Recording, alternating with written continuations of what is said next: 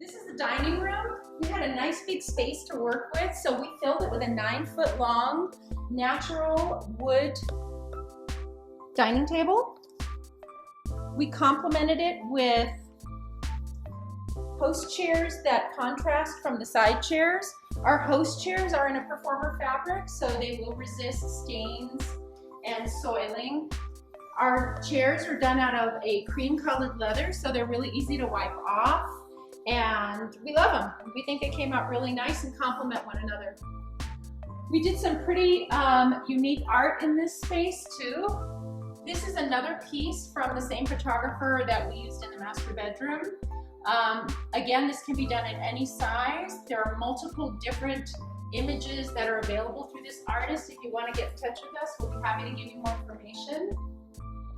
This was a really fun piece that was hard to find because we had some limited space issues just in this particular area where the chair is meeting the wall. To find a console table that has the appropriate length but yet is not very deep is a tough and tricky thing to find.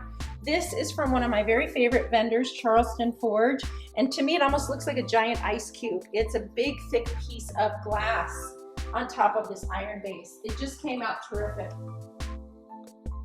Another unique and unusual piece of art in this dining room is this composition. It's quite a large piece. It's almost 6 feet long and probably about 48 inches high, maybe a little bit less than that. But they're actually a series of pieces of one photograph that have been somehow, I don't know how the artist does it, but superimposed onto metal pieces, and then he layers them on top of each other to create this multi-dimensional piece. It's really unusual. If you want any more information about this artist, be sure to contact us. Don't forget, in unusual little spaces like this where there are transitions, you can do fun things like this wall